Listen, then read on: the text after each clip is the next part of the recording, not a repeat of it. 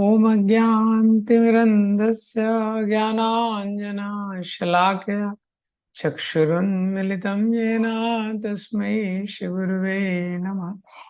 नमो विष्णुपादाय कृष्णपृष्ठाय भूतले श्रीमते भक्तिवेदान्ता स्वामीति नामिने। नमस्ते सरस्वते देवे गौरवाणी प्रचारिणे निर्विशेष शून्यवादी पाश्चात्य देश तारिणे। जय श्री कृष्ण चैतन्य प्रभु नित्यानंद श्री अद्वैत गदाधर शिवासादि गौर भक्त वृंद। हरे कृष्णा कृष्ण कृष्णा हरे हरे, हरे रामो राम राम हरे।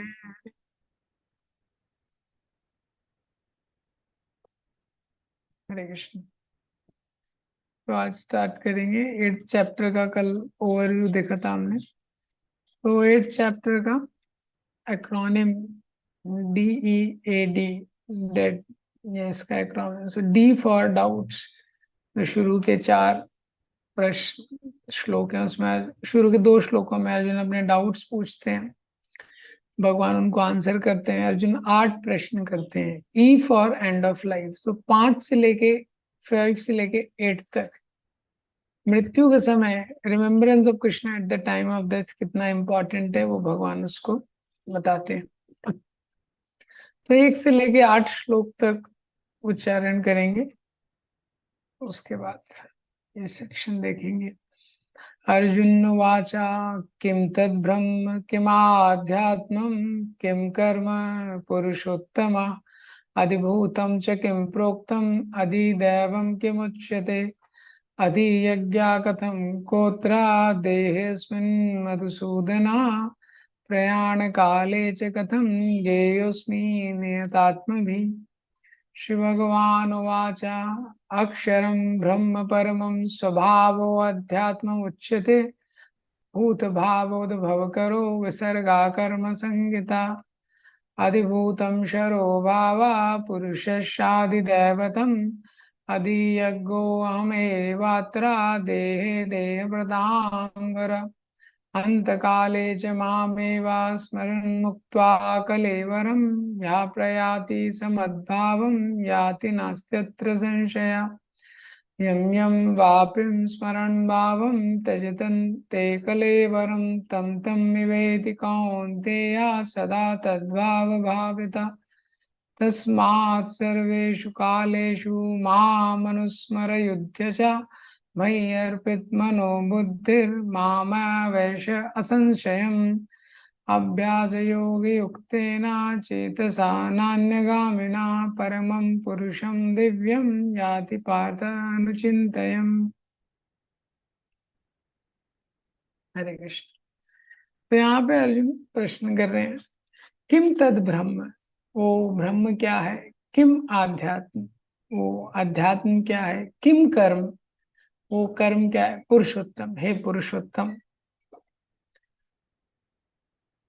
सो अर्जुन भगवान कृष्ण को बोल रहे हैं, पुरुषोत्तम आप सारे पुरुषों में सबसे श्रेष्ठ हैं, कृपया करके इन चीजों का उत्तर दीजिए।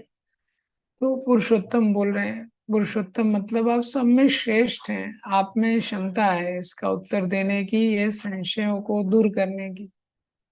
अधिभूतम से किम प्रोक्तम, अधिभूत क्या है। अधिदैवम किम उच्यते, अधिदैव क्या है। तो ये प्रश्न अर्जुन यहाँ पे कर रहे हैं। ये पहला श्लोक है जिसमें अर्जुन पूछ रहे हैं ब्रह्म क्या है, आदिदेव क्या है, कर्म क्या है, और ब्रह्म क्या है, कर्म क्या है, आध्यात्म क्या है, आदिभूत क्या है, आदिदेव क्या है। 5 प्रश्न उन्होंने इस पहले उसमें कर लिए। ये दूसरे श्लोक में पूछते हैं, अधियज्ञा कथम कोत्रा देहेऽस्मिन् मधुसूदन। अधियज्ञम कथम कोत्रा, ये अधियज्ञ क्या है।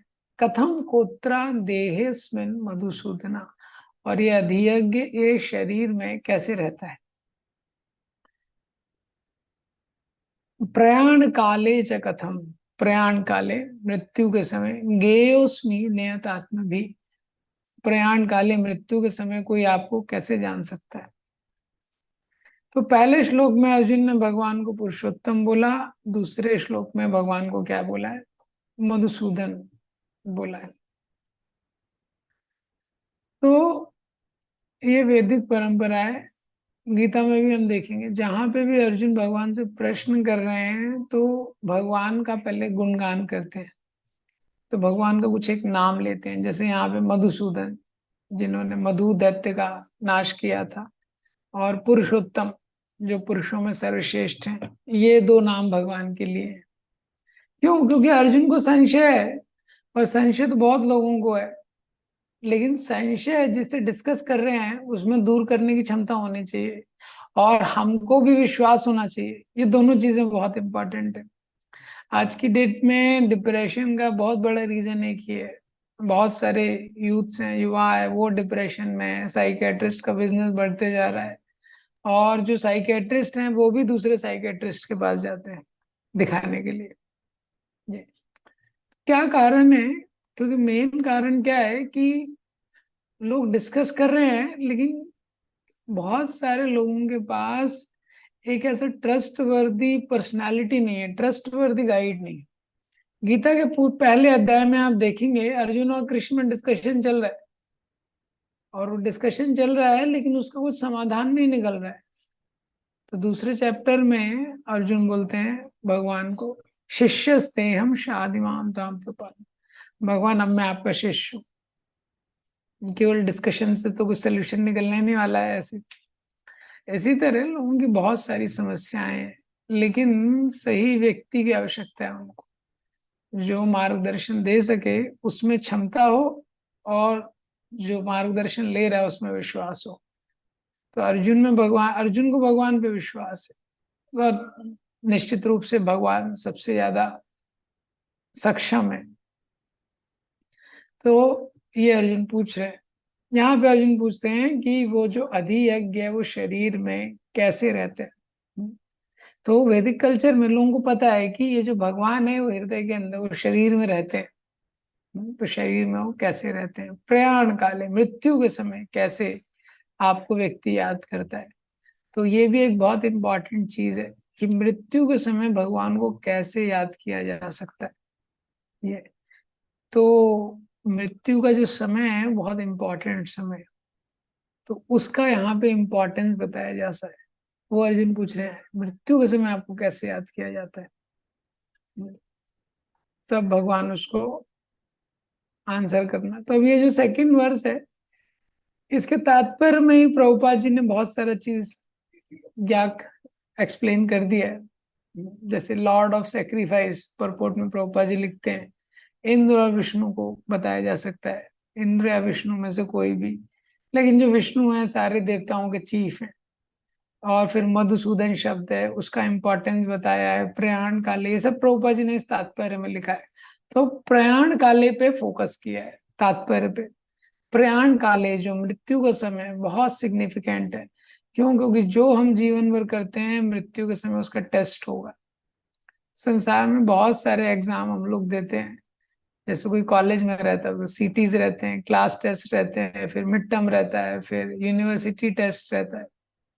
ये और ये जो थ्योरेटिकल टेस्ट है, उसके अलावा प्रैक्टिकल जीवन में भी रोज टेस्ट होते रहते हैं, कोई ना कोई टेस्ट और एग्जाम व्यक्ति देते रहता है। लेकिन अल्टीमेट टेस्ट है डेथ। ये तो what should be the position at the final moment, वो जो अंतिम क्षण रहेगा तब क्या स्थिति रहेगी, वो बहुत महत्वपूर्ण है। इसलिए प्रभुपाद जी ने कुलशेखर महाराज को कोट किया है। ये प्रेयर प्रभुपाद जी ने सब बहुत कोट किया है, प्रयाण काले, कि वो बोलते हैं कि मृत्यु के समय तो पता नहीं क्या स्थिति होगी मेरी, इसलिए मेरा अभी मृत्यु हो जाए तो ज्यादा अच्छा है। वो प्रार्थना कर रहे हैं कुलशेखर महाराज। तो तीसरे श्लोक से भगवान आंसर करना शुरू करते हैं, अक्षरा ब्रह्म परमा स्वभाव अध्यात्म उच्यते। तो ब्रह्म क्या है? जो जीव, अक्षर मतलब जिसका नाश नहीं होता है, वो ब्रह्म है। स्वभाव अध्यात्म उच्यते। आध्यात्म क्या है? वो उसका जो स्वभाव है, लिविंग एंटिटी इतने जन्मों से इस सृष्टि में घूम रहा है, इतने सारे इंप्रेशन जो उसके अंदर हैं, वो स्वभाव है। भूत भाव उद्भव करो विसर्गो कर्म संगीता। और कर्म क्या है? ये संसार में जो जीवात्मा है वो मटेरियल कॉन्शियसनेस के कारण, भौतिक चेतना के कारण ऐसी क्रिया करता है जिसके कारण और बहुत सारे जन्म उसको लेने पड़ते हैं। वो एक्शन जिसका रिएक्शन है एक मटेरियल बॉडी, वो क्या है? कर्म है। अधिभूतम शरो भावा। तो उसके बाद बताते हैं कि जो अधिभूत है ये क्या है? शरो भावा, मटेरियल नेचर। मटेरियल नेचर जो चेंज हो रहा है। ब्रह्म कौन है? अक्षर, जिसका कभी चेंज नहीं होता है, जो शाश्वत है, नित्य है। लेकिन जो मटेरियल नेचर है वो नित्य कॉन्स्टेंटली चेंज हो रहा है। ये तो अधिभूतो शरो भावा, वो अधिभूत है। तो यहाँ पे भगवान ने जो तीन शब्द यूज किए, अधिभूत, अधिदैव, अधियज्ञ। आदिभूत क्या है? मटेरियल नेचर जो कॉन्स्टेंटली चेंज हो रहा है। हाँ। अधियज्ञ स्वयं भगवान है। और आदिदैव, ये तीसरा चीज है। तो ये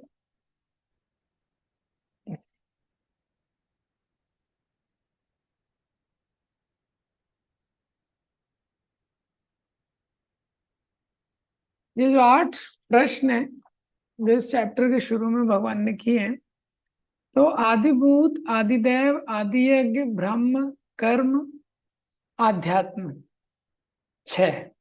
और अधियज्ञ शरीर में कैसे रहता है? 7।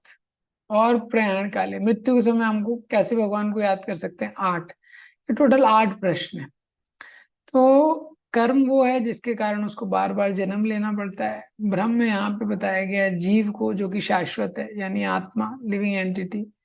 आदिभूत, आदिदेव, आदियज्ञ। आदियज्ञ लॉर्ड ऑफ सेक्रीफाइस। हाँ।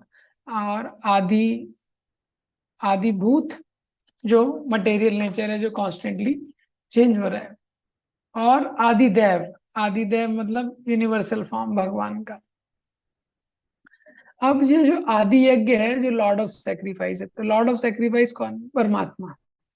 तो ये परमात्मा कैसे रहता है, कहाँ पे रहता है? शरीर में, हृदय में रहता है।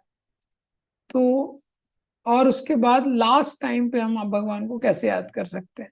ये 8th क्वेश्चन है। तो जो 7 क्वेश्चन है, ये भगवान ने थर्ड और फोर्थ, सेकंड, थर्ड और फोर्थ परपोर्ट में ये 7 प्रश्नों का उत्तर, प्रभुपाद जी ने परपोर्ट में भी उसको एक्सप्लेन किया हुआ है। ये तो जो फोर्थ परपोर्ट है उसमें आदिभूत, आदिदेव, आदि यज्ञ, इसको एक्सप्लेन किया है। और आदि यज्ञ हमारे हृदय में, जो भगवान है, परमात्मा हमारे हृदय में कैसे रहते हैं, उसको एक्सप्लेन किया है। अब जो 8th क्वेश्चन है, उस पे सारा चैप्टर है ये। क्योंकि ये सब तो टेक्निकल टर्म्स हैं जिनका उपयोग है, लेकिन व्यक्ति कैसे याद करता है, तो भगवान ने सारी 7 टर्म्स बताई हैं कि किस तरह से ये संसार में मैं हर जगह हूँ।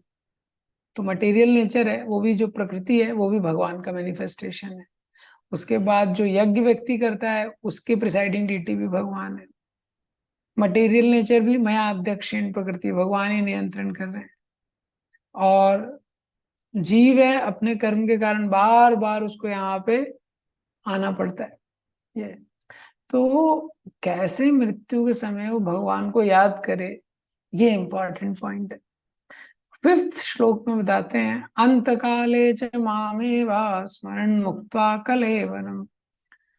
अंत काले, जो अंत काल होता है, माम एवा, माम मतलब मुझे, भगवान बोल रहे हैं मुझे, स्मरण मुक्त्वा, अंत काल में जो मेरा स्मरण करता है, एव मीन सर्टेनली, निश्चित ही, अंत काल में अगर जो व्यक्ति मुझे ही याद करता है, स्मरण मुक्त्वा कलेवरम, और ऐसा करते हुए वो अगर अपना शरीर छोड़ देता है, कलेवरम मुक्त्वा, निश्चित रूप से मुक्ति को प्राप्त करेगा। या प्रयाति समद्भावम, या प्रयाति, जब इस तरह से वो अपना शरीर छोड़ता है, मद भावम, मेरे भाव को। कृष्णा चक्रवर्ती ठाकुर बताते हैं भावम मतलब उसमें 8 क्वालिटीज इन्वॉल्व है। जैसे भगवान सिनलेस हैं, भगवान का जन्म नहीं होता है, भगवान शाश्वत है, ऐसे भाव को वो प्राप्त करता है। याति नास्ति अत्र संशया, इसमें कोई भी संशय नहीं है, इसमें कोई डाउट नहीं है। भगवान बोले इसमें डाउट नहीं करना चाहिए। मृत्यु के समय जो व्यक्ति की चेतना रहेगी वैसे ही उसको प्राप्त होगा। तो ये जो 5th श्लोक है, यहाँ पे मृत्यु का जो टाइम है, इंपॉर्टेंस ऑफ डेथ, उसको डिस्कस किया गया है। ये तो ये जो कॉन्सेप्ट है रिपीटेडली बार बार शास्त्रों में आया है। तो प्रभुपाद जी जब ये श्लोक कोट करते थे मुकुंद माला स्त्रोत से, कि मृत्यु के समय क्या है कि कंठ अवरोधम विधो स्मरणम कुतस्ते। तो कुलशेखर महाराज बोलते हैं अरे मृत्यु के समय तो आपको याद करना बहुत मुश्किल हो जाएगा। क्यों? कफ उद्वहन, जब मृत्यु का समय आता है व्यक्ति का कंठ अवरोधित हो जाता है, उसमें कफ आ जाता है, उसमें कैसे व्यक्ति भगवान को याद कर पाएगा। इसीलिए वो बोलते हैं कि आप ऐसा कीजिए कि अभी मेरा शरीर स्वस्थ है, अभी मुझे मृत्यु दे दीजिए, और अभी ऐसा कृपा कीजिए जैसे जो हंस होता है, तो हंस जब किसी फूल में उसका हनी लेने जाने जाता है, लोटस होता है जो कमल, तो कमल के हनी को, मकरंद को लेने के लिए जाता है, तो हंस का पूरा जो मुंह होता है, पूरा जो उसका सर होता है, वो उसके अंदर चला जाता है। तो बोले ऐसे ही मेरी जो चेतना है, आप ऐसा कर दीजिए कि मेरा पूरा कॉन्शियसनेस अभी आप में मैं ऑब्जॉर्व कर दूं, अभी मेरा शरीर स्वस्थ है और अभी मैं शरीर को छोड़ दूं। क्यों? क्योंकि अगर मैं अभी शरीर को छोड़ दिया तो मैं आपको याद कर सकता हूँ, और मृत्यु के समय नहीं तो जब व्रत होता है, व्यक्ति मृत्यु आती है, कोई शरीर काम नहीं करता है, तो याद करना बहुत मुश्किल है। तो ऐसी वो प्रार्थना कर रहे हैं, या प्रयाति समद्भाव। तो अगर इस प्रकार से भगवान का स्मरण करते हुए अगर किसी का मृत्यु हो जाता है तो भगवान के पास जाता है, और इसमें किसी को संशय नहीं करना चाहिए, इसमें कोई स्लाइटेस्ट डाउट भी नहीं है। तो भगवान हमारे हृदय में है, और भगवान हमको हेल्प करना चाहते हैं कि कैसे हम लोग भगवान के धाम जाएं, क्योंकि वही हमारा रियल होम है। तुकाराम महाराज जी मराठी में, महाराष्ट्र में, वो जा रहे थे, उनके लिए वैकुंठ से विमान आया, अभी भी देहू में वो जगह है। तो वो गाते हैं, आमी जावो आमच्या गावा। तो वो बोलते हैं कि मैं तो जा रहा हूँ, कहाँ? अपने गाँव। आमी जाओ आमच्या गावा, मेरा जो गाँव है वहां मैं जा रहा हूँ। ये, और वही हम सबका एक्चुअल गाँव है, एक्चुअल प्लेस है जहाँ से हम लोग आए हैं। तो भगवान चाहते हैं, भगवान हेल्प करना चाहते हैं लिविंग एंटिटी को कि हम लोग वहां जाएं। यहाँ पे तो हम लोग टेम्पररी समय के लिए आए, लेकिन क्या है कि मृत्यु का समय व्यक्ति को बड़ा तकलीफ होता है। मृत्यु के समय इतना ज्यादा टेंशन रहता है व्यक्ति को, क्योंकि शरीर से इतना आसक्त हो जाता है वो आत्मा, तो उसको छोड़ना बहुत मुश्किल रहता है। तो लेकिन मन में तो विचार चलते हैं, लेकिन वही विचार सबसे ज्यादा प्रोमिनेंट रहेगा व्यक्ति के मन में जिस चीज से उसने सबसे ज्यादा प्रेम किया है, जिसका सबसे ज्यादा आश्रय लिया है, वो मृत्यु के समय वो याद कर पाएगा। ये तो ये पॉइंट है। तो इसीलिए ये जो मृत्यु के समय भगवान को याद करना है, ये क्या है ना, जीवित रहते समय इसको करना पड़ता है, मृत्यु के समय नहीं होता है वो। मृत्यु के समय तो वो फाइनल रिजल्ट होता है कि जीवन में हमने क्या किया है। जैसे अ, किसी व्यक्ति को, हम्म, अभी जैसे किसी व्यक्ति को यहाँ से जाके फ्रांस में सेटल होना है, या यहाँ से कोई व्यक्ति अमेरिका जा रहा है, कहीं और जा रहा है, ये गर्म जगह है, वहां पे ठंडा है, तो यहाँ पैकिंग करता है वो, यहीं अपना सूटकेस पैकिंग करता है, यहीं सारा अपना कार्ड सब कुछ यहीं से पैकिंग करके चलता है, यहाँ से रेडी होके वहां जाता है वो। तो रेडी यहाँ होना है हमको, अगर वहां जाना है तो रेडी कहाँ होना है? रेडी यहाँ पे होना है। तो क्या है, जिसका हमने शेल्टर लिया है वही मृत्यु के समय याद आएगा सबसे ज्यादा। ये तो अगर हम लोग अभी शेल्टर नहीं लेंगे और सोचेंगे कि मृत्यु के समय भगवान याद आ जाएंगे, तो वो पॉसिबल नहीं होगा। तो जीवित रहते समय, इस युवा अवस्था में जब शरीर स्वस्थ है, जितना हम लोग आश्रय लेंगे, अगर अभी नाम जप का आश्रय नहीं ले रहे हैं, भक्तों के संग का आश्रय नहीं ले रहे हैं, ग्रंथों का आश्रय नहीं ले रहे हैं, भगवान से प्रार्थना नहीं कर रहे हैं, तो मृत्यु के समय डेफिनेटली नहीं ले पाएंगे। ये स्मरण मुक्त्वा कलेवरम, तो स्मरण करते हुए, जो स्मरण करते हुए, तो अब इसमें एक कंफ्यूजन रहता है, इसमें कीर्तन मुक्त्वा कलेवरम नहीं बोला है। मतलब ऐसा नहीं है कि जो भगवान का नाम लेगा वो डेफिनेटली भगवान के धाम जाएगा मृत्यु के समय। निश्चित ही उसको भी कुछ अच्छा डेस्टिनेशन मिलेगा, लेकिन यहाँ पे स्मरण बोला है। स्मरण, जैसे कोई व्यक्ति है वो बोलता है कि मैं यहाँ पे गन लगाऊंगा और हरे कृष्णा बोल के शूट कर लूंगा अपने आप को, और जिंदगी भर पाप की है। हाँ, तो भगवान को चीटिंग नहीं कर सकते, इसलिए भगवान सबसे बड़े चीटर है।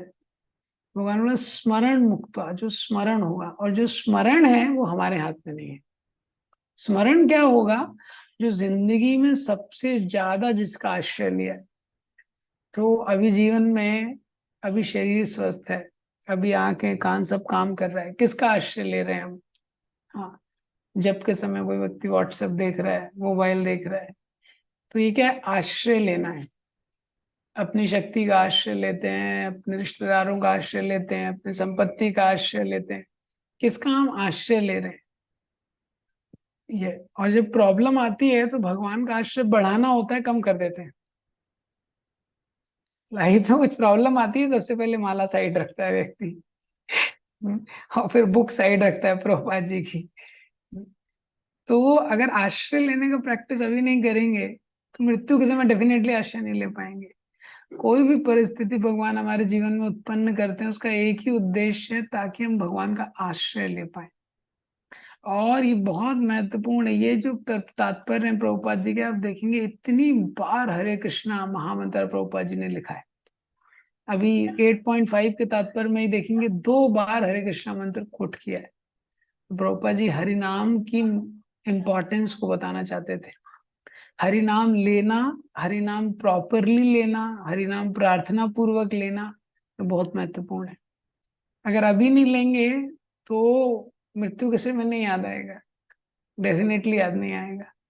ये तो बहुत इम्पोर्टेंट है कि अभी हरि नाम का आश्रय लें, स्पेशली जो होली नेम है, चैंटिंग है, वो उसका क्वालिटी क्या है हमारे लाइफ में।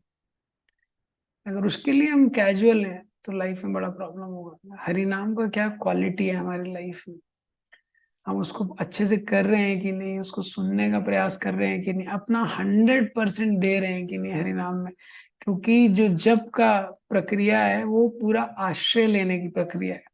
जब हम जप करते हैं तो हम प्रयास करते हैं अपनी तरफ से जितना हो सकता है, हमको आश्रय लेने का प्रयास करना चाहिए। तो प्रभुपाद जी बोलते थे जब क्या है कि जैसे छोटा बच्चा अपनी माँ को पुकारता है जब वो किसी तकलीफ में होता है, वो जप है। ये एटलीस्ट हम लोग प्रयास करें, एटलीस्ट हम लोग जगे रहें, उसका उच्चारण सही से करें। ये सब चीजें बहुत महत्वपूर्ण है, ये होली नेम की क्वालिटी। ये तो अगर अभी हृदय पूर्वक भगवान का नाम ले पाएंगे और जिंदगी भर ऐसे ही लेते रहेंगे, तो मृत्यु के समय भगवान याद आएंगे। तो अभी जब आश्रय लेंगे नाम जप का, भगवान का, होली नेम का चैंटिंग बहुत इंपॉर्टेंट है। चैंटिंग का क्वालिटी, चैंटिंग का क्वालिटी अगर अच्छा नहीं है तो फिर भक्ति में, अगर कोई मंत्र है उसको हम आधा मंत्र बोल रहे हैं, जल्दी जल्दी में खत्म करने की कोशिश कर रहे हैं, मंत्र सुनने का प्रयास नहीं कर रहे हैं, ये तो फिर चीजें बहुत कॉम्प्लेक्स हो जाती है। तो जब हरि नाम बहुत अच्छे से लेते हैं, हाँ, और उसके साथ ग्रंथों का अध्ययन कर रहे हैं, वैष्णवों की सेवा में लगे हुए हैं, तो जो कंबाइंड चीज है ये बहुत हेल्दी हो जाता है। प्रभुपाद जी इस तात्पर्य में लिखते हैं, इस वर्ष में कृष्ण कॉन्शियसनेस की इंपॉर्टेंस को बताया गया है, पहली लाइन में। कोई भी व्यक्ति मृत्यु के समय भगवान को याद करता है तो भगवान का दिव्य स्वभाव उसको प्राप्त होता है। ये जो शब्द है स्मरण, ये बहुत इंपॉर्टेंट है। भगवान का स्मरण जो अशुद्ध जीव है उसके लिए संभव नहीं है। तो वो व्यक्ति, इसलिए हमको जीवन के शुरुआत से भक्ति करनी चाहिए। अगर भगवान को एंड में याद रखना है तो। और देखिए प्रभुपाद जी ने 2 बार हरे कृष्णा मंत्र यहाँ पे डाला है। तो ये हमको समझना चाहिए, इजी नहीं है, ये इजी प्रक्रिया नहीं है। हाँ, तो भगवान को स्मरण करने के लिए कोई व्यक्ति सोचेगी, तो कई बार क्या है ना, मन बहुत सारे विकल्प देता है। तो मन बोलता है अच्छा ऐसा हो जाएगा तो हम अच्छे से जान नाम जप करेंगे, ऐसा हो जाएगा तो किसी, कई बार किसी फैमिली वालों से बोलो तो बोले इसका जॉब लग जाएगा, तो उसके पेरेंट बोलते हैं फिर हम जब स्टार्ट कर देंगे। इसका शादी हो जाएगा तो फिर हम जब स्टार्ट कर देंगे। कोई बोलता है हमारा ये काम हो जाएगा फिर हम जब स्टार्ट कर देंगे। जो आध्यात्मिक जीवन है वो हमको वर्तमान में करना है, वर्तमान में। ये बेसिकली हम लोग क्या बोलना चाह रहे हैं, हम कृष्ण को पोस्टपोन कर रहे हैं, कृष्ण कॉन्शियसनेस को हम सोच रहे हैं कि कोई दूसरी चीज ज्यादा इंपॉर्टेंट है। ये डेफिनेशन ही गलत है। जैसे बताया गया है एग्जाम्पल के लिए कि एक राजधानी एक मालगाड़ी है, हाँ, या पैसेंजर गाड़ी है। तो कोई राजधानी को रोक के पैसेंजर गाड़ी को भेज रहा है। हाँ, कृष्णानंद गुरु ये एग्जाम्पल देते हैं। चैंटिंग पे कॉम्प्रोमाइज करना, होली नेम को सेकंड प्रायोरिटी करना, ये ऐसा है। तो कभी भी इजी नहीं होगा भक्ति बहुत ज्यादा। ऐसा नहीं होगा कि पूरी सिचुएशन सेट हो गई और हम भक्ति कर रहे हैं। जो सिचुएशन है उसमें ही भगवान का आश्रय लेना हमको सीखना है, और यही भगवान बता रहे हैं। तो इजी तो प्रहलाद के लिए भी नहीं था, पांडवों के लिए नहीं था, द्रौपदी जिस जिसने भगवान का आश्रय लिया है, नाम का आश्रय लिया है, गजेंद्र के लिए, किसी के लिए इजी नहीं था। हाँ, मीराबाई के लिए इजी नहीं था। और इस्कॉन में भी अगर देखेंगे शील प्रभुपाद जी के जीवन को, प्रभुपाद जी के लिए इजी नहीं था। तो बिजनेस स्टार्ट किए, बिजनेस नहीं चला, फैक्ट्री थी उनकी, फैक्ट्री जल गई। जो पत्नी थी गृहस्थ जीवन में, पत्नी सपोर्ट नहीं कर रही थी, उसने चाय के लिए भगवत गीता भेज दी। उनके जो प्रभुपाद जी के बेटे थे तो वो बेटे सपोर्ट नहीं कर रहे थे। तो कितना स्ट्रगल किया प्रभुपाद जी ने। ये तभी भी वो अपने गुरु की आज्ञा के लिए यहाँ से जलदूत में गए कलकत्ता। और किस में गए, तो किसने मालगाड़ी में ट्रेवल किया है। मालगाड़ी जाती है, मालगाड़ी में ट्रेवल नहीं किया हमने, करेक्ट। हम लोग पैसेंजर वाली जो, जिसमें पैसेंजर जाते हैं प्रभुपाद जी जलदूत में कार्गो बन के गए, उनको पैसेंजर सीट नहीं थी। जो लगेज होता है ना, लगेज बन के गए थे ऐसे। तो भक्ति तीर्थ महाराज भी अपने हरिनाम चिंतामणि के रिफ्लेक्शन में लिखते हैं, जब रशिया वगैरह में थे वो, तो कैसे वहां पे चैंटिंग अलाउ नहीं था। ये कंठीमाला आपका दिख नहीं सकता, दिखेगा तो तभी जेल में चले जाओगे उसमें। तो टॉयलेट के अंदर चैंटिंग करते थे, कभी कभी ट्रेन के टॉयलेट के अंदर 16 राउंड किए उन्होंने, पब्लिक टॉयलेट्स में किए। और वो करते थे 42 राउंड उस समय। ये वहां से भी कभी कभी पकड़ लिया जाता था और जेल में डाल दिया जाता था। हम्म, तो पब्लिक टॉयलेट में चैंटिंग में भी पकड़े गए थे वो, और वहां से उनको जेल में डाल दिया। भक्तिदीद महाराज बोलते हैं मेरे को काउंटिंग याद नहीं है मैं कितनी बार जेल गया था वहां पे, और जेल से मैं कैसे छूट जाता था वो भी मुझे नहीं पता। बट भक्तिदीद महाराज बोलते हैं those chanting of the holy name were the sweetest. और उस समय जो मैं हरिनाम का जप करता था वो बहुत मधुर था। क्योंकि जितना असहाय रूप से जब हम भगवान का नाम जप करते हैं, उतना भगवान के आश्रय को अनुभव करते हैं। ये तो इसीलिए भगवान हमारे जीवन में कुछ ना कुछ प्रॉब्लम बना के रखते हैं, ये जिससे कि हम लोग नाम जप कर सके। सब सेट कर देंगे और हमारे अंदर तो इतनी निष्ठा है नहीं, तो हम तो भूल जाएंगे। लिविंग एंटिटी है सुग्रीव की तरह। हाँ, जब ऋषिमुख पर्वत में था तो पूरे टेंशन में था तो भक्ति किया नहीं। उसके बाद भगवान ने बलि बलि को मार दिया, फिर भूल गया, पार्टी में लग गया वो। ये इसलिए भगवान को पता है इसके जीवन में जरूरी है, इम्पोर्टेंट है ये। तो भगवान बहुत आदान प्रदान करते हैं। अभी भी इसराइल में चल रहा है, बहुत सारे डिवोटीज कुछ ना कुछ भेजते रहते हैं। जैसे वैभव प्रभु पेरिस में है, और मेरे एक दो फ्रेंड डेनमार्क में है, फ्रांस में है। तो वो डिवोटी से टच में है जो इसराइल में। वहां पे भी आपको पता है वॉर चल रहा है, ये चल रहा है, उसमें भी डिवोटीज चैंटिंग कर रहे हैं, वो है जो प्रचार कर रहे हैं ये। तो हमको सोचना चाहिए कि एटलीस्ट इंडिया में रहते हुए जिस परिस्थिति में हम हैं, हमको कितना गंभीरता से भक्ति करना चाहिए। एटलीस्ट यहाँ तो एक डिवोटी वो मैसेज लिख रहे थे, वो मैसेज लिखते समय उसने वो लिखा है कि लाइफ इज नॉट इजी। ये, और यहाँ पे मैं प्रयास कर रहा हूँ बुक डिस्ट्रीब्यूशन का, चैंटिंग का, लेकिन वॉर भी चल रहा है। और उसने लिखा जब मैं मैसेज लिख रहा हूँ तभी भी मिसाइल्स गिर रहे हैं।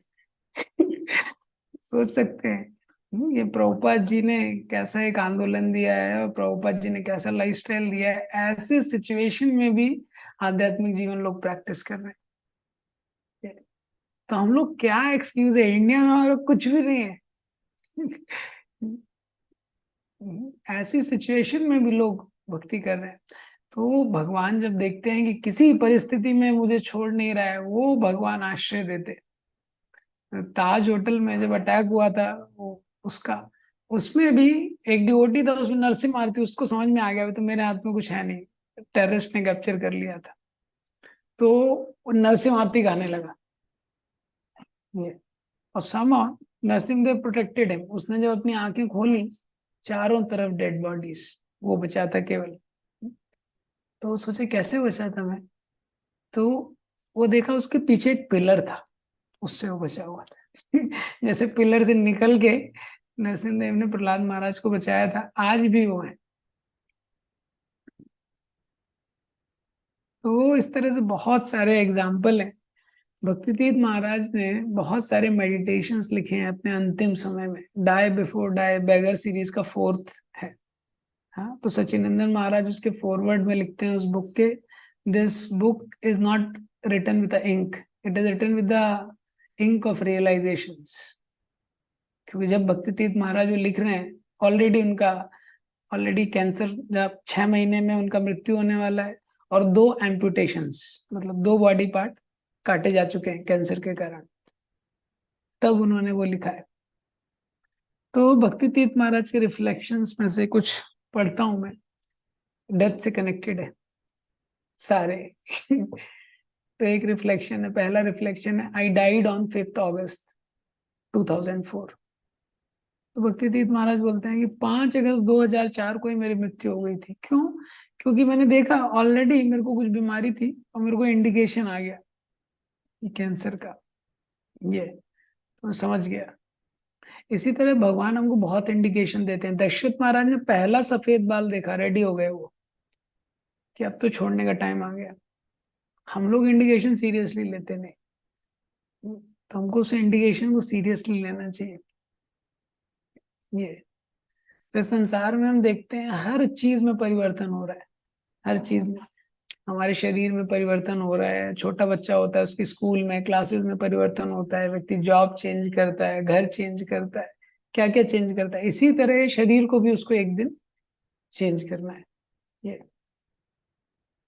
लेकिन क्या होता है जब हमको फैसिलिटी मिली है तब हम उसको वैल्यू नहीं कर पाते। तो भक्ति तीर्थ महाराज लिखते हैं, it's easy to take so much for granted even life itself. Normally, when we have opportunities or experiences, we can easily fail to appreciate them fully. However, when we no longer have them, we are often forced to reflect more on how we benefited from what we had in the past. तो जब opportunity रहती है generally उसको granted लेते हैं। ये, कोई opportunity है, फैसिलिटी है, उसको ग्रांटेड लेते हैं। और जब नहीं रहती तब याद आती है। जब भक्तों के साथ रहते हैं तब गंभीरता से भक्ति नहीं करते। फिर जब भक्त नहीं रहते साथ में तो पता चलता है एसोसिएशन का क्या इम्पोर्टेंट है, इम्पोर्टेंस है। तो इसको एटलीस्ट हमको प्रेजेंट में अप्लाई करना चाहिए कि अभी जो भी स्थिति में मैं हूँ, अभी मुझे अपना बेस्ट देना है, नहीं तो वापस से फ्यूचर में मुझे लेमेंट करना पड़ेगा फ्यूचर में। तो कल यहाँ पे एक डिवोटी है, तो वो शेयर कर रहे थे, वो पहले दिल्ली में बेस में रहते थे, ये, अभी उनका मैरिज हो गया है, अभी यहाँ पे गवर्नमेंट जॉब है, एक इलेक्ट्रिसिटी का कुछ तो है, वहां जॉब है। तो बता रहे थे जब मैं बेस में था इतना अच्छा था, कुछ करना नहीं है, एक कुक लगा है वो कुकिंग कर रहा है, आपको केवल मंगल आरती अटेंड करना है, चैंटिंग करना है, जप करना है, प्रीचिंग करना है, बुक डिस्ट्रीब्यूशन करना है। इस तरह का लाइफ है। बोले लेकिन मेरे को कैसा था, मेरे को सोना बहुत अच्छा लगता था, मुझे सोना बहुत अच्छा लगता था, स्लीपिंग। तो जैसे ही टाइम होता था, कहीं छुट्टी होती थी, मैं सो जाता था। कई बार 2.5 घंटे चले जाते सोने में, कहीं 3 घंटे चले जाते थे ऐसे। और बोले अब मेरा ऐसा जॉब है, रात में भी नहीं सो पाता हूँ मैं। अब उनकी शादी हो गई है, वो जॉब कर रहे इलेक्ट्रिसिटी, बोले रात में भी नहीं सो पाता हूँ। बोले रात में 1 बजे कॉल आ गया तो 1 बजे उठना पड़ता है, कितना भी थका हो, इलेक्ट्रिसिटी चला गया, उसको देखना पड़ता है।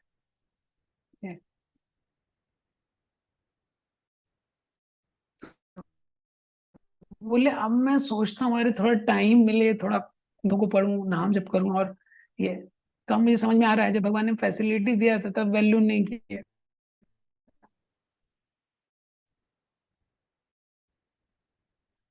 टाइम में अभी शरीर चल रहा है तो उसका बेनिफिट ले लेना चाहिए हमको।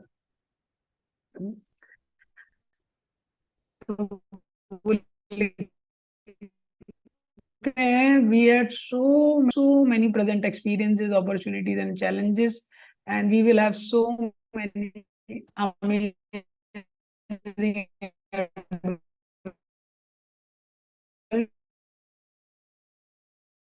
benefit like that। तो जो भी हमारे पास्ट में हुआ और जो भी वर्तमान में है, इसके पीछे भगवान की एक योजना है, कैसे हम भगवान के पास जा सके। तो इसीलिए we can live every day and every moment with the best of our capacity. तो हर दिन हमको प्रयास करना चाहिए कि आज मैं अपना बेस्ट दूं, ये, क्योंकि हमको पता नहीं कौन सा चेंज आएगा और उसके बाद कौन सी फैसिलिटी चली जाएगी। ये तो जब फेयरवेल होता है जनरली, कॉलेज में आप देखेंगे, स्कूल में देखेंगे, तो व्यक्ति बहुत इमोशनल हो जाता है जनरली फेयरवेल के टाइम, क्योंकि जब फेयरवेल का टाइम आता है ना तो वो एक दूसरे से दूर हो रहे हैं। ये अब उससे पहले वही लोग एक दूसरे से झगड़ा करते रहते हैं, बहुत कुछ करते रहते हैं, लेकिन जब सेपरेट होने का टाइम आता है ना, फेयरवेल के समय, तब सबको पॉजिटिविटी याद आती है। ये संसार का नेचर है। जनरली हम लोग जल्दी वैल्यू नहीं कर पाते जो हमको मिल रहा है, जब वो चीज ली जाती है ना तभी वैल्यू उसको करना इजी होता है। इसी तरह आप देखेंगे कि जब किसी की लाइफ में कोई ट्रेजेडी होता है, कुछ होता है, तब क्या है, लोग उसके पॉजिटिव चीज को ज्यादा अप्रिशिएट कर पाते हैं, जनरली नहीं कर पाते। तो इसीलिए यहाँ पे बताया जा रहा है कि जब डेथ आएगा, तो डेथ का टाइम ऐसा है सब कुछ ले लिया जाएगा व्यक्ति से, जो डेथ का टाइम है। तो डेथ के टाइम लाइफ के लिए अप्रिसिएशन तो बढ़ जाएगा। जैसे सिकंदर की स्टोरी आती है, वो जीना चाहता था, और ये, लेकिन अभी इट इज इम्पोर्टेंट उनका, भक्तितीर्थ महाराज एक मेडिटेशन लिखते हैं, डाई बिफोर डाइंग। तो शरीर का तो मृत्यु होने ही वाला है, उससे पहले अगर आप शारीरिक चेतना को छोड़ देंगे तो सक्सेस है। लेकिन अगर आप यहाँ कंफर्टेबल हो गए, तो जो लिखते हैं, comfortable prisoner does not have passion for liberation. अगर इस संसार में हम बहुत कंफर्टेबल हो गए, छोड़ने का प्लानिंग ही नहीं है, तो बहुत अनफॉर्चुनेट है। भक्ति तीर्थ महाराज लिखते हैं, just as there is life there is death, someone or something takes birth, grows, stays for some time and then dies. Another name for birth is death. तो इस संसार में हर व्यक्ति, एवरीवन एंड एवरीथिंग, वो क्या है, जब तक पॉसिबल है जीवित रहना चाहता है। लेकिन हमको पता होना चाहिए कि ये जीवन क्षणिक है। जो इटरनैलिटी है, it is not associated with matter. Matter का कैरेक्टरिस्टिक है कि वो नष्ट होगा। इसी तरह एक दिन हमको ये शरीर छोड़ के जाना है। Our life and the lives of others will be taken away in the near future. If we live with proper preparation and detachment, we will master the science of dying before dying to connect with the soul and its home. तो इस संसार का सबसे striking सत्य ये है कि हमारा जीवन और जो हमारे बहुत प्रिय हैं, बहुत ही निकट भविष्य में सब लोग जाने वाले हैं। करेक्ट? बहुत ही निकट भविष्य में, जैसे many times I share this, अगर हमारी लाइफ को 30-35 साल फास्ट फॉरवर्ड कर दिया जाए तो हम रेडी नहीं, कितने लोग चले जाएंगे। तो इसलिए हमको डाई बिफोर डाइंग, इसका मतलब क्या है, पुट फर्स्ट थिंग्स फर्स्ट। हमको देखना चाहिए, अगर हम लाइफ अगर जस्ट फास्ट फॉरवर्ड कर दें 25-30 साल, तो सब छूटने वाला है। अगर बताया जाए, अगर जैसे पेशेंट को बताया जाता है कि आपके पास 6 महीने है, कोई कैदी जेल में, उसको बोला जाता है 7-8 दिन बाद इसको फांसी पे चढ़ाया जाएगा, तो वो 8 दिन में वो क्या करेगा, वो जो फोकस है, वो फोकस के साथ लाइफ जीना important, putting first things first. क्या हमें शरीर नहीं है, हम आत्मा है, सोल को जो नरिश करता है उसके लिए आज जो कर सकते हैं कर लेना चाहिए। हाँ, क्योंकि आगे जरूर नहीं है कि उसके लिए टाइम मिलेगा। तो लाइफ किसी के है, लाइफ का उद्देश्य है to prepare for a glorious death. This is the goal of life. It's we can not run away from death, to prepare for a glorious death, ये लाइफ का गोल है। तो जब भी आप देखेंगे, जब व्यक्ति है कोई, someone is dying, so Bhakti Tirth Maharaj write, when someone is dying, much of the sadness comes from a lack of sufficient closure in relationships.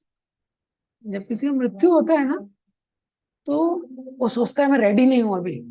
ज्यादातर लोगों का ये स्थिति रहता है, मैं अभी रेडी नहीं हूं इसके लिए। तो 30 साल वाला भी रेडी नहीं है, 40 वाला भी नहीं है, 50 वाला भी नहीं है, 60 वाला भी नहीं है, 70 वाला भी रेडी नहीं है। सबके फ्यूचर के प्लान है, उसको लगता है अभी तो मुझे बहुत कुछ करना है। इसीलिए ये इम्पोर्टेंट है that we live in the right spirit. At any time the call can come, किसी भी टाइम कॉल आ सकता है। परीक्षित महाराज यंग थे, युवा थे, शक्तिशाली थे, और सडनली कॉल आ गया कि भाई 7 दिन है आपके पास। इसीलिए क्वालिटी एसोसिएशन बहुत इंपॉर्टेंट है, डिवोटी एसोसिएशन, वैष्णवों का संग हमारे लिए बहुत इंपॉर्टेंट है, क्योंकि ऐसी एसोसिएशन में हमको वो शक्ति मिलती है कि जन्म मृत्यु के चक्कर से बाहर निकलना है। हमको समझ में आता है जीवन क्या है, मृत्यु क्या है, जीवन का उद्देश्य क्या है। और जब हमको ये पता चलता है कि कभी भी शरीर छोड़ना पड़ेगा, इसीलिए जो भी इम्पोर्टेंट है वो अभी करना है। जिसके प्रति अपराध हो गया है उससे अभी क्षमा मांगना है। अगर जब को इम्प्रूव करना है तो अभी इम्प्रूव करना है। रीडिंग यही इम्प्रूव करना है, अभी इम्प्रूव करना है। भगवान का आश्रय लेना है, भगवान से प्रार्थना करना है, ये सब अभी करना है। हम लोग कितना सारा टाइम हमारा चला जाता है फालतू चीजों में। कई बार वो व्यक्ति ने ऐसे क्यों बोल दिया मुझे, वो व्यक्ति ने मुझे ऐसा स्माइल नहीं किया, मैंने उसको स्माइल किया, उसने स्माइल नहीं किया, मैंने दंडवत किया, उसने दंडवत नहीं किया, और उसमें माइंड सोचता रहेगा, पूरा माइंड उसमें चला जाएगा। ये वो व्यक्ति है, वो मुझे समझता नहीं है। आपने देखा मेंटल डायलॉग में पूरा व्यक्ति का माइंड चला जाता है। क्यों? क्योंकि हमने माइंड को कोई हायर गोल नहीं दिया है।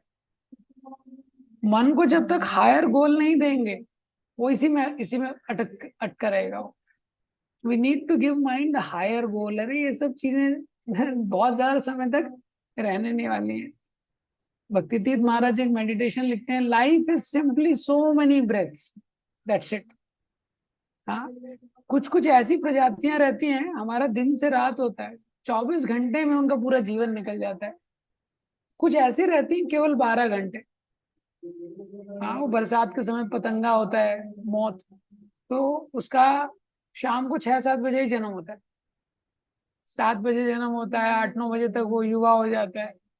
हाँ, और रात में 11 बजे तक उसकी शादी हो जाती है, 12-1 बजे तक वो बूढ़ा हो जाता है, और हम जब तक उठते हैं उससे पहले उसकी मृत्यु हो जाती है, उसके 100 साल पूरे हो जाते हैं।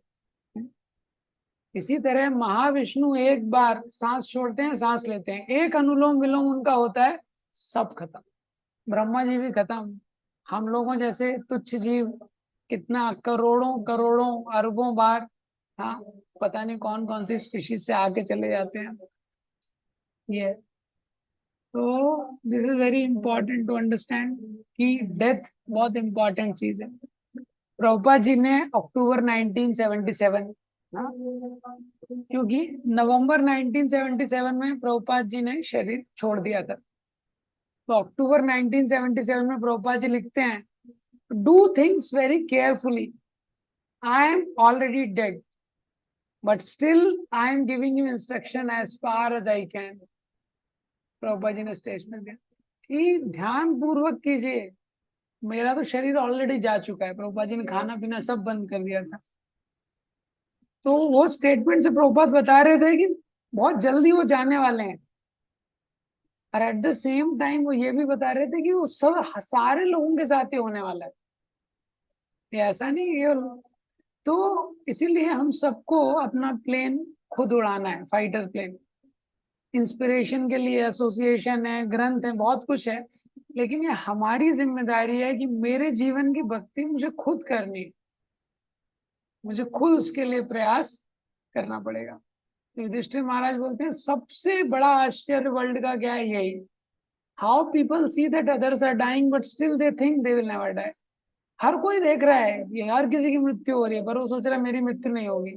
And people are absorbed in the mundane, living as if they will forever remain in the present bodies, और मंडेन चीजों में एब्सॉर्ब है, जो मंडेन चीजें उसमें पूरी तरह एब्सॉर्ब, जैसे कि वो हमेशा ये शरीर में रहेंगे। तो बहुत इम्पोर्टेंट चीज है जो डेथ है, ये सारी वो क्लैरिटी देती है। हाँ, ये जो डेथ है, डेथ को कोई पोस्टपोन नहीं कर सकता। हाँ, जब जिसका समय आना है तो वो उसको डेथ में आना ही पड़ेगा। ये तो डेथ फाइनल टेस्ट है लिविंग एंटिटी के लिए। हाँ, तो Bhakti Tirtha Maharaj in one of the meditation he writes that